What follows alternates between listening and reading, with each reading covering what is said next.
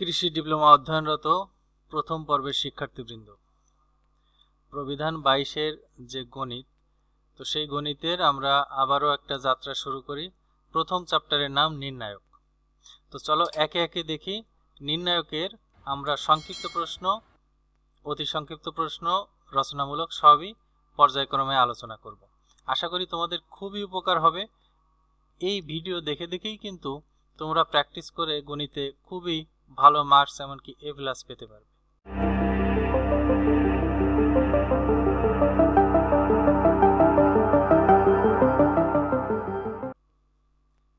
তো প্রথমে অতি সংক্ষিপ্তর আগে আমরা বেসিক কয়েকটা কথা বলে নিই। যেমন আসলে নির্ণায়কটা কেমন চেহারা, এই যে আমরা দেখতে পাচ্ছি এখানে A1 B1 C1 A2 B2 C2 A3 B3 C3, এই যে দুই পাশে দুইটা সোজা দাগ, মাঝখানে 9টা অক্ষর বা সংখ্যা, এগুলো দিয়েই নির্ণায়ক বোঝায়। তার মানে এখানে যেমন আমরা অক্ষর দিয়ে বুঝতেছি, এই জিনিসটা আবার এরকম সংখ্যা দিয়েও হবে। সবগুলোই কিন্তু নির্ণায়ক। কিন্তু মনে রাখতে হবে এখানে যে সারির সংখ্যা দেখতে পাচ্ছি 3টা, আবার এদিকেও 3টা, তার মানে 3টা সারি 3টা কলাম, বা 2টা সারি 2টা কলাম, এরকম সবই নির্ণায়ক হবে। কিন্তু যদি সারির সংখ্যার কলামের সংখ্যা মিল না থাকে, যেমন 3টা সারি 2টা কলাম, এরকম হলেও হবে না। তার মানে এরকম সংখ্যা হোক, অক্ষর হোক, জাদি হোক, এইভাবে থাকতে হবে, তবেই সেটা কিন্তু নির্ণায়ক। এইটা প্রথমেই বলে নিলাম আমরা অতি সংক্ষিপ্ত প্রশ্ন আলোচনা করার আগে। আমরা আরো একটু কয়েকটা জিনিস আগে জেনে নিই, তাহলে ওই প্রশ্নের উত্তর দিতে সহজ হবে। তো এখানে আমরা দেখতে চাচ্ছি টিকার সাংকেতিক কিছু চিহ্ন। যেমন এই যে ধরো নির্ণায়কটা, এই নির্ণায়কের এর কোনটাকে সারি বলে, কলাম বলে? দেখো তো, এইগুলো হচ্ছে সারি, অর্থাৎ বাম থেকে ডাইনে গেলে সেটাকে সারি বলবে। তার মানে এখানে যে A1 B1 C1 আমরা দেখতে পাচ্ছি, এরা কিন্তু সারি। এই A2 B2 C2 এরা সারি, A3 B3 C3 এরা হচ্ছে 3 নম্বর সারি। একইভাবে তাহলে কলাম কোনগুলো? এই যে উপরের থেকে নিচের এইগুলো সবই হচ্ছে কিন্তু কলাম। তাহলে আমরা সারি কলাম এটা কি বুঝে গেছি। তাই সারিকে লেখা হয় কি দিয়ে? রো। রো এর সংক্ষিপ্ত রূপ হচ্ছে R, তার জন্য R1 R2 R3। তাহলে বোঝাই যাচ্ছে এই যে প্রথম যেটা, এইটা হবে হচ্ছে R1, এইটা হবে R2, আর এই সারিটা হবে R3। একইভাবে এইটা হবে C1 মানে কলাম 1, এটা হবে C2 কলাম 2, আর এটা হচ্ছে কলাম 3। এইভাবে আমরা সারি কলাম চিহ্নিত করব। কেমন? এখানে আরো কয়েকটি কথা আছে। যেমন যদি আমরা কোনো ফর্মুলা প্রয়োগ করে নতুন কলাম বা নতুন সারি আনি, তাহলে কিন্তু এই যে সেখানে এই ড্যাশ দ্বারা প্রকাশ করা হবে। অর্থাৎ যদি আমরা এরকম কোনো কিছু বের করি, যেমন দেখা যাচ্ছে যে 1 নম্বর সারি আর 2 নম্বর সারি যোগ করে 1 নম্বর সারি পাবো, এরকম যদি হয়, তাহলে এই যে এই ড্যাশটা দেওয়া হয়, ড্যাশের অর্থ হলো নতুন সারি। একইভাবে C-1 এটার অর্থ হলো নতুন কলাম 1 নম্বর কলাম। কেমন? এরকম একটা বিষয় বোঝানো হয়। এখানে আমরা লিখে দেখাই। এই যে এখানে R-2 বোঝাতে আমাদের নতুন সারি বোঝাবে 2 নম্বর সারি। এই যে এখানে এরকম বলা হয়েছে যে, ধরে নাও এই যে R2, এই R2 মানে কোনটা? এই হচ্ছে R2 মানে দ্বিতীয় সারি, বিয়োগ 3R3 মানে এই যে 3 নম্বর সারিকে 3 দ্বারা গুণ করার পর 2 নম্বর সারি থেকে বিয়োগ করা। এই বিয়োগ করে যা পেলাম সেটা বসাবো কোথায়? সেইটা এখানে লেখা হচ্ছে, বসাবো হচ্ছে R-2 তে, অর্থাৎ 2 নম্বর যে সারি ছিল এখানেই এই নতুনটা বসাবো, এই জন্য এটাকে ড্যাশ বোঝানো হচ্ছে। অর্থাৎ আমরা যোগ বিয়োগ করার পরে যে নতুন সারি বা নতুন কলাম পাবো, তখনই ড্যাশ ব্যবহার করতে হবে। একইভাবে এখানে কি?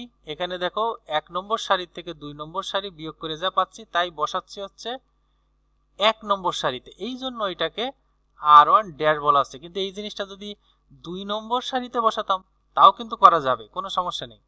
সেই ক্ষেত্রে বলতে হচ্ছে এইটা, অর্থাৎ R2 ড্যাশ। তার মানে আমরা বুঝে গেলাম যে ড্যাশ মানেই হলো নতুন সারি বা নতুন কলাম। এই যেমন এটা যে শুধু বিয়োগ করে হবে তা না, এখানে আমরা বলছি যে এটা যোগ করেও হতে পারে। এখানে আছে যে C1 C2 C3 মানে 3টা কলামই যোগ করে আমরা কোথায় বসাচ্ছি?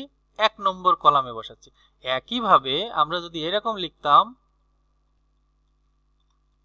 R1 R2 R3 এই যে তিনটা সারি যোগ করে আমরা বসাচ্ছি প্রথম সারিতে। এই প্রথম সারিতে বলেই এখানে ড্যাশ হচ্ছে। এটা যদি দ্বিতীয় সারিতে বসাতাম তাহলে এখানে হতো 2। এগুলো সবই আমাদের প্রয়োজন হবে। এই নির্ণায়কের একটা বিষয় হলো যে আমাদের যেটা প্রয়োজন হবে আমরা সেইটাই করব, সেটা যোগ হোক, বিয়োগ হোক, গুণ হোক, দেখাবো আমরা অবশ্য অঙ্ক করতে গিয়ে। এখনো আমরা কিন্তু অতি সংক্ষিপ্ত প্রশ্ন আসেনি, তার আগে নির্ণায়কের কিছু ধর্ম জেনে যাই আমরা। যেমন প্রথম ধর্মটা হচ্ছে যে এই যে নির্ণায়ক, এই নির্ণায়কের যে কোনো দুটি সারি বা কলাম যদি পরস্পর স্থান বিনিময় করে তাহলে কি হবে? তাহলে ওই নির্ণায়কের মান একই থাকবে কিন্তু চিহ্ন চেঞ্জ হয়ে যাবে। খেয়াল করে দেখো, এখানে এই 1 নম্বর কলাম, এই যে 1 নম্বর কলাম আর এটা হচ্ছে 2 নম্বর কলাম, তাই না? আমরা তো জানি সেটা, এটা 1 নম্বর কলাম আর এটা 2 নম্বর কলাম, এরা পরস্পর চেঞ্জ হয়েছে। দেখো এই B1 B2টা আগে চলে আসছে আর A1 A2টা এই যে পরে চলে আসছে, অর্থাৎ 1 নম্বর কলামটা এখানে 2 নম্বর কলামে চলে গেছে আর 2 নম্বর কলামটা 1 নম্বর কলামে চলে আসছে। এরকম যদি হয় তাহলে কি হবে? এইটার মান এটার মানের সাথে শুধু চিহ্নের পার্থক্য হবে, প্লাস থাকলে মাইনাস হবে, মাইনাস থেকে প্লাস হবে, এই যেখানে লিখে দেখাচ্ছে।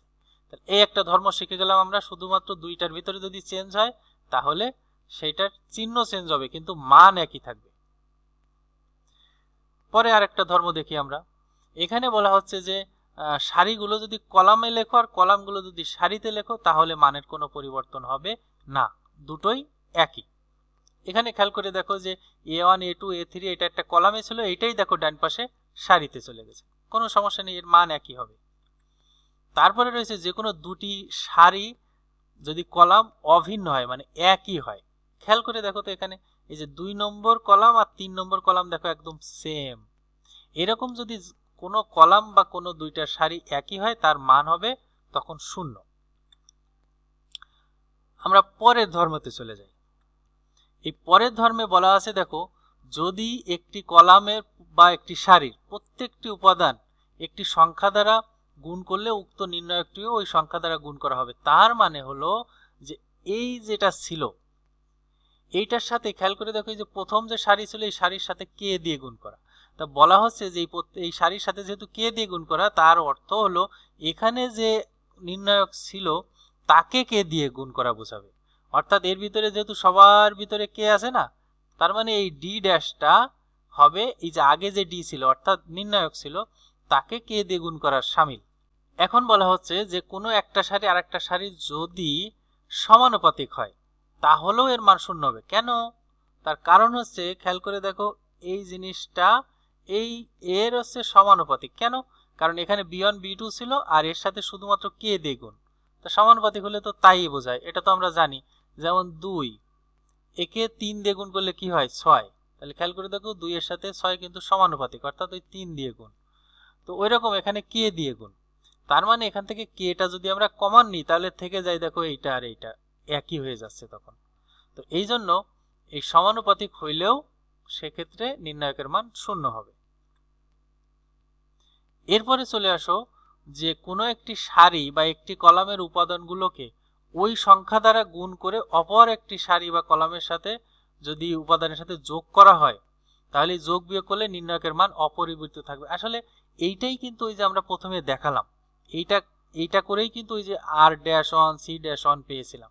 তো এখানে কি করা হয়েছে দেখো, এখানে করা হয়েছে যে এই যে আমাদের 2 নম্বর যে কলাম ছিল এই কলামকে কে দ্বারা গুণ করা হয়েছে, করে আবার 1 নম্বরের সাথে যোগ করা হয়েছে, যোগ করে যেটা পেয়েছি সেটা আবার 1 নম্বরে বসিয়েছি। তার মানে এইটাকে যদি আমরা ওই যে একটু আগে যেটা দেখছিলাম ওই ফর্মুলায় লিখি তাহলে হবে, খেয়াল করে দেখো কি হবে, হচ্ছে নতুন সারি কি কলাম 1 ড্যাশ, এইটা সমান সমান হচ্ছে কলাম 1 প্রথম কলামের সাথে দ্বিতীয় যে কলাম C2 এর সাথে কে গুণ করে বসানো হয়েছে। এই কিন্তু সেই ফর্মুলাটা আমরা একটু আগে যেটা দেখছিলাম। তাহলে এরকম যে কোনো সারি যে কোনো কলামের সাথেই কিন্তু এটা করা যায়, করলে কোনো মানের পরিবর্তন হবে না। পরের কিছু ধর্ম। এবারের ধর্মটা কি? এবারের ধর্ম হচ্ছে যে কোনো দুইটা কলাম বা দুইটা সারি একই থাকবে। খেয়াল করে দেখো, এই যে 2 নম্বর কলাম 2 নম্বর কলাম একই, 3 নম্বর কলাম 3 নম্বর কলাম একই, কিন্তু 1 নম্বর কলাম একই না।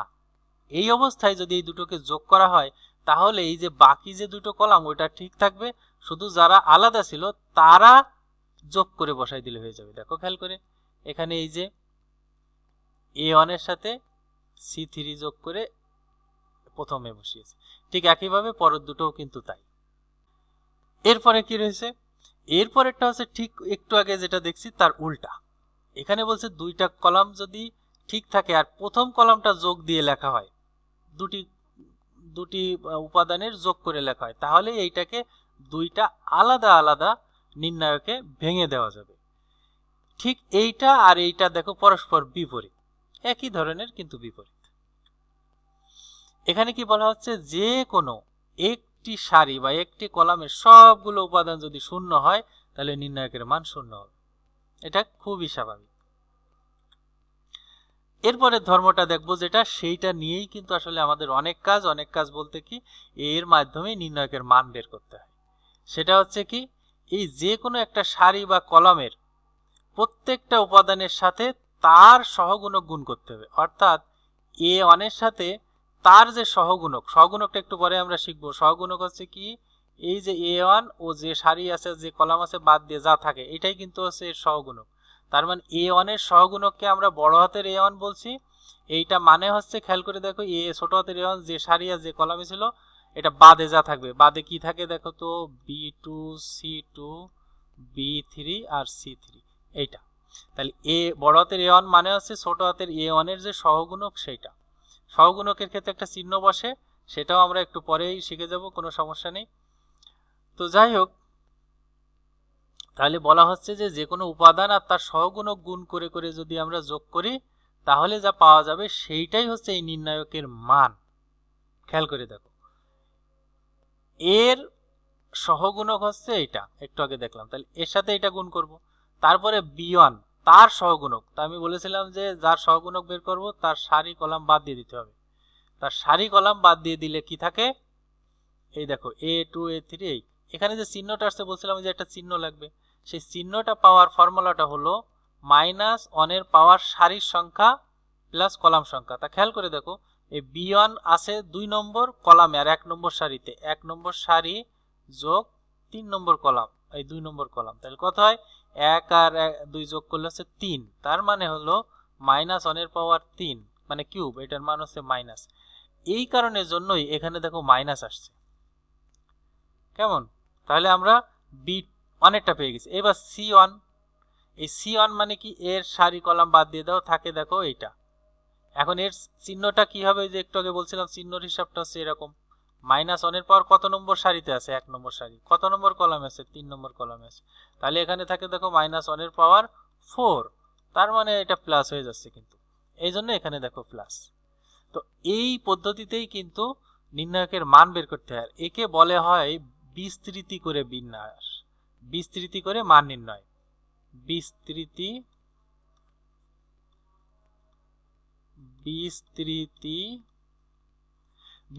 করে নির্ণায়কের মান নির্ণয় বলা হয় এটাকে। তাহলে বুঝলাম আমরা যে উপাদান তার সহগুণকের সাথে গুণ করতে হবে, কিন্তু তা না করে যদি অন্যটা করি, এখানে সেটা বলা হচ্ছে, যদি তা না করে অন্য কিছু করি তাহলে তার মান হবে 0। অর্থাৎ দেখো এখানে A2 তার সাথে গুণ করতেছি কিন্তু A1 এর সহগুণক, তো এইরকম যদি আমরা করি তাহলে তার মান হবে 0, একদম চোখ বুঝে। নির্ণায়কের মান বের করতে হলে আমরা শিখেছি যে কোনো উপাদান তার সহগুণকের সাথে গুণ করে করে যোগ করতে হয়, কিন্তু যদি তা না করে অন্য উপাদানের সহগুণকের সাথে গুণ করে যোগ করি তাহলে তার মান হবে 0।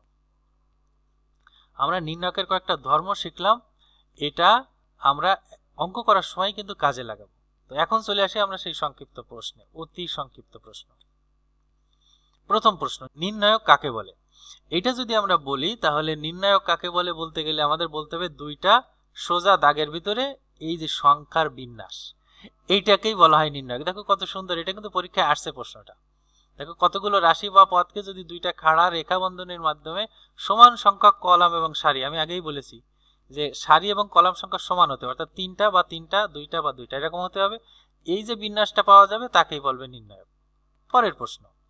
পরের প্রশ্ন ওই যে একটু আগে যে ধর্মে পড়েছিলাম, দেখো সেইটাই প্রশ্ন আকারে আসছে কিন্তু, যে দুটি সারি বা কলামের অনুরূপ উপাদান দ্বারা যদি হয় তাহলে তার মান কত হবে? তার মান হবে 0।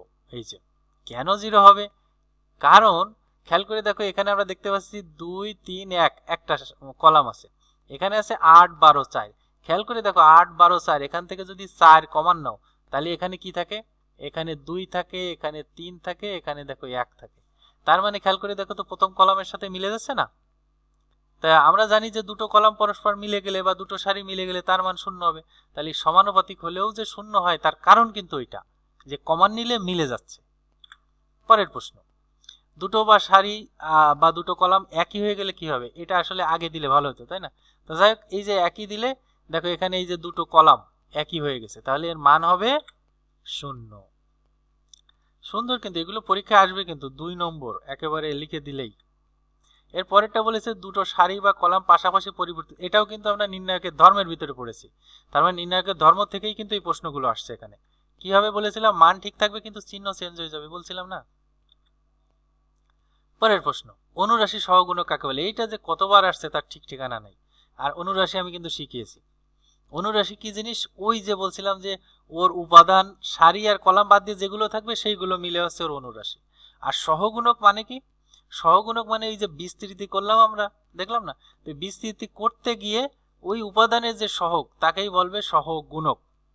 আর এটাকে আরেকভাবে বলা যায় যে অনুরাশির আগে একটা সুনির্দিষ্ট চিহ্ন বসালে, সুনির্দিষ্ট চিহ্ন বা নির্দিষ্ট চিহ্ন কোথা থেকে আসবে সেটা আমি বলেছি, এই যে -1 এর পাওয়ার দিতে হবে হচ্ছে সারি আর কলাম। একটু আগে আমরা দেখিয়েছি এই সারি কলাম যোগ করে যা হয় তাই দিলেই ওর ইয়েটা পাওয়া যাবে। সহগুণক আর অনুরাশির ভিতরে পার্থক্য, আসলে পার্থক্য শুধু চিহ্নের, আমরা একটু আগে দেখেছি সেটা শুধু চিহ্নের পার্থক্য, আর সবকিছু কিন্তু একই থাকে।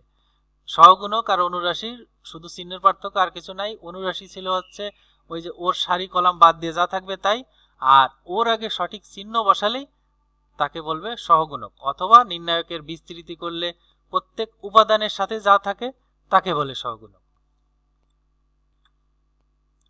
এই যে সেই চিহ্নের বিষয়টা এখানে ব্যাখ্যা করা হয়েছে, যেটা আমি একটু আগে খুব বড় করে করে দেখালাম।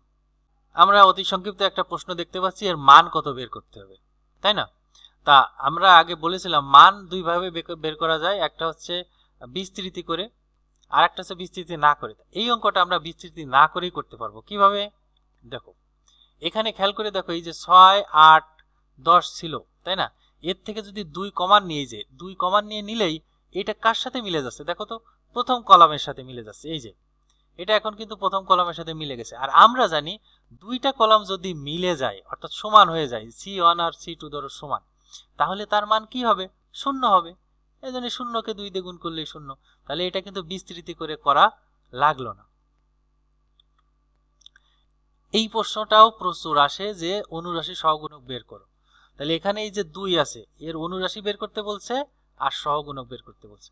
তা কি মনে আছে যে আমরা কিভাবে অনুরাশি বের করার কথা বলছিলাম? এই যে 2 উপাদানটা যে সারিতে থাকবে সেটারে বাদ দিয়ে দেবো, যে কলামে থাকবে তারও বাদ দিয়ে দেবো।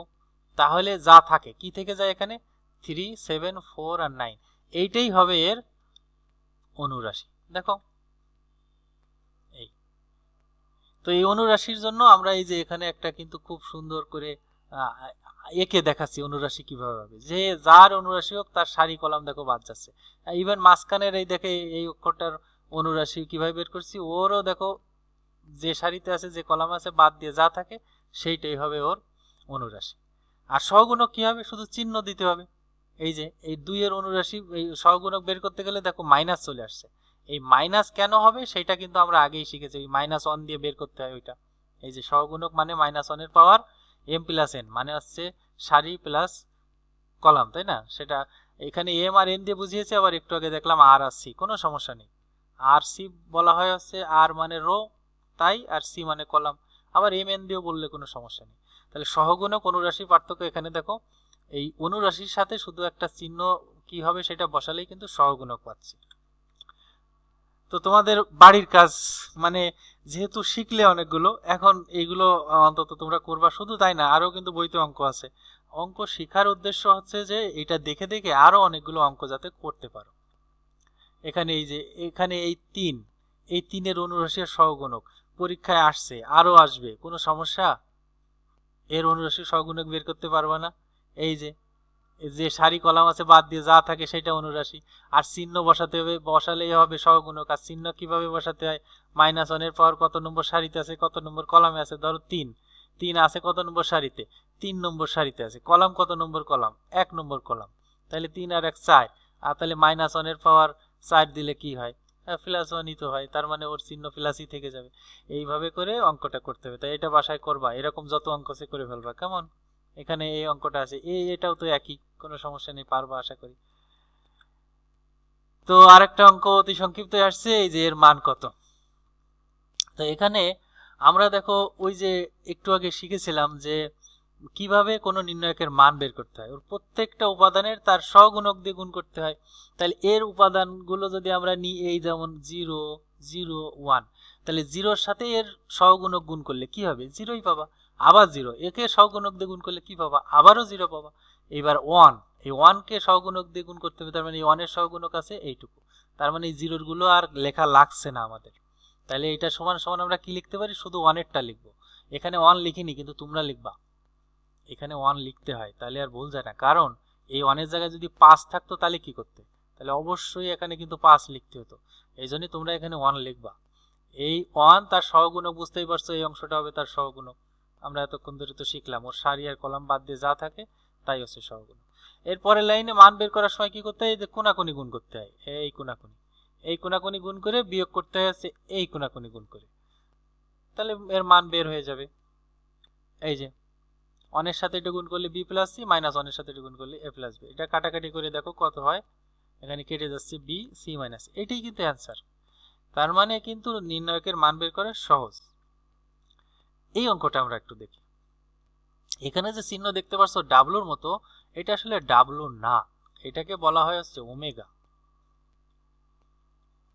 ওমেগা, এই ওমেগার কিছু জিনিস আছে সেটা জানতে হবে। ওমেগাকে বলা হয় হচ্ছে এককের ঘনমূল। এটা মনে হয় তৃতীয় কি চতুর্থ চ্যাপ্টারে আমরা শিখব।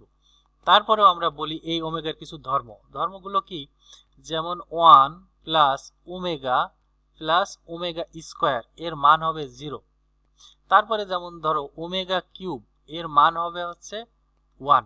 আবার ধরো ওমেগা সমান সমান হবে 1/ওমেগা স্কয়ার, অথবা এর উল্টা, অর্থাৎ ওমেগা স্কয়ার সমান 1/ওমেগা। এগুলো আমাদের জানা থাকা দরকার, কারণ এইগুলো আমাদের কাজে লাগবে। তো এই অঙ্কটা করে দেখি। এই যে একটু আগে আমরা শিখেছিলাম না, যে এরকম কিছু জিনিস শিখেছিলাম যে আমরা এরকম বসাতে পারবো, যে ধরো c-1 সমান সমান c1 + c2 + c3, অথবা এরকম বসাতে পারবো r-1 সমান সমান r1 + r2 + r3। বলেছিলাম যে এখানে কি প্লাস করব নাকি এরকম করব যে c1 - c2, এটা আমাদের প্রয়োজন হিসেবে করব। তো আমরা এখন অঙ্কটা করে দেখি। তাহলে এই যে বিষয়টা আমরা দেখতে পাচ্ছি, এখানে একটু খেয়াল করে দেখো, যদি আমরা কলামগুলো সব যোগ করি তাহলে কি পাবো। কলামগুলো যোগ করে আমরা সবাই বসালাম কোথায়, আমরা বসালাম হচ্ছে প্রথম কলামে। এই জন্যই প্রথম কলামের উপরে দেখো ড্যাশ দেওয়া, বসালাম। বসানোর ফলে কি হয়েছে দেখো, এখানে এই প্রত্যেকটার মান 0 হয়ে গেছে। এই যে তাহলে এই যে প্রথম কলাম ধরেই যেহেতু 0 হয়ে গেছে, তাহলে তার মান কি হবে, আমরা শিখেছিলাম যে কোনো একটা সারি অথবা একটা কলাম যদি 0 হয়ে যায় তার মান হবে 0। আর এটা 0 হওয়ার কারণেই বললাম যে একটু আগে আমরা লিখে দেখাইছি যে 1 + ওমেগা + ওমেগা স্কয়ারের মান 0 হবে। সুতরাং এর মান হচ্ছে 0, অ্যান্সার হচ্ছে 0। খুবই সহজ কিন্তু। এখন এর মান বের করে দেখাবো আমরা। এই একটা নতুন অঙ্ক। এই মানটা কোন পদ্ধতিতে বের করব, ওই যে বিস্তৃতি, অর্থাৎ প্রত্যেকটা উপাদানের সাথে তার সহগুণক গুণ করে করে বের করব। তো সহগুণক গুণ করে করে কিভাবে বের করা যায় দেখো, এই রয়েছে, আমরা এখানে 3, 1 আর 2 এদের আমরা সহগুণকগুলো গুণ করব। দেখো খেয়াল করে, এই যে 3, তার সহগুণক কে হবে, ওই যে ওর সারি কলাম বাদ দিয়ে যা থাকে, দেখো 4, 5, 7, 8, দেখছো আছে। এর পরেরটা কত, এরপরে কোনটা নেব, 1। আচ্ছা দেখো খেয়াল করে, আমরা কিন্তু এই 3 নিচ্ছি, 1 নিচ্ছি আর 2 নিচ্ছি। আচ্ছা যদি কেউ বলে আমি ওইটা নেব না, আমি নেব 3, 6 আর 9, তাহলে তার সহগুণক দিয়ে গুণ করলেই হবে। আবার ধরো কেউ বললো কি যে না, আমি ওগুলোর কোনোটা নেব না, আমি নেব হচ্ছে 9, 7 আর 8, তার সহগুণক গুণ করবো, তারটাও কিন্তু হবে। এগুলো করে দেখবা তোমরা, দেখবো যে খুব মজা পাবা। তো যাই হোক, আমরা এখানে 3 নিচ্ছি, এবার 1 নিচ্ছি। এই যে 1 নিলে এখানে মাইনাস কেন আসে, এটা কিন্তু আমরা দেখিয়েছি যে -1 এর পাওয়ার ও দেখো আসে 1 নম্বর সারিতে আর 2 নম্বর কলামে। এই যে 3, এই কারণে -1 এর পাওয়ার কিউব, সেই জন্য কিন্তু আমরা মাইনাস পাচ্ছি এখানে, আর কিছুই না। তাহলে এখানে অনের সাথে গুণ করো, অনের সাথে কার গুণ, ওর সহগুণক দেখো, এই অনের সাথে সহগুণক দেখো এটাই হয় 6598। একইভাবে শেষেরটা কি 2, তার সহগুণক দেখো কি হয় 6497। এখন এইটাকে ক্যালকুলেশন করতে হবে। কিভাবে ক্যালকুলেশন করি আমরা সবাই জানি, আগে এই কোনাকুনি গুণ করতে হয় বিয়োগ দিয়ে এই কোনাকুনি, একইভাবে এই কোনাকুনি গুণ বিয়োগ দিয়ে এই কোনাকুনি গুণ, তারপরে এই কোনাকুনি গুণ বিয়োগ দিয়ে এই কোনাকুনি, এই তো হচ্ছে কাজ।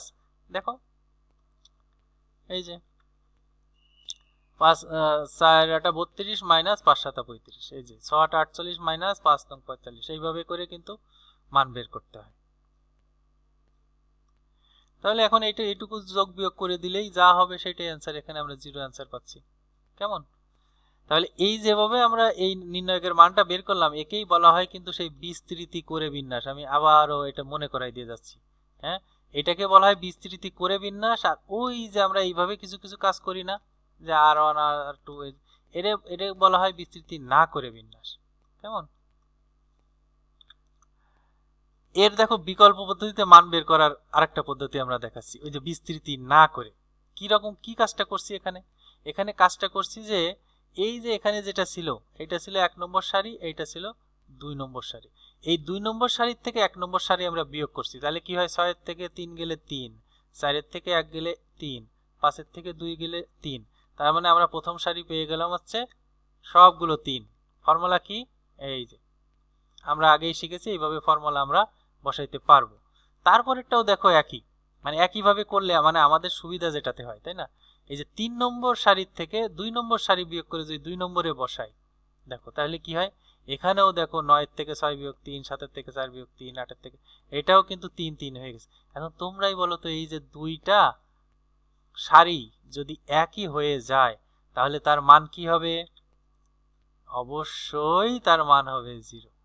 তাহলে অঙ্কটা এইভাবে বিস্তৃতি করে যেমন করা যাবে, আবার এই বিকল্পভাবে বিস্তৃতি না করেও কিন্তু করা যাবে।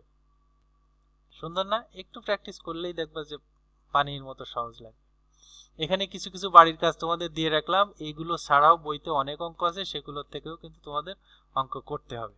তাহলে দেখবা যে এই যে এখান থেকে শিখবা, আরো কিছু অঙ্ক করবা, তাহলে দেখবা যে একবারে এগুলো খুবই সহজ লাগবে, A+ পাওয়াটা খুব কঠিন হবে না তখন আর। তো এই ছিল আমাদের অতি সংক্ষিপ্ত প্রশ্ন। এর পরের অংশে, পরের ভিডিওতে আমরা কিন্তু সংক্ষিপ্ত প্রশ্ন নিয়ে আলোচনা করব। ধন্যবাদ।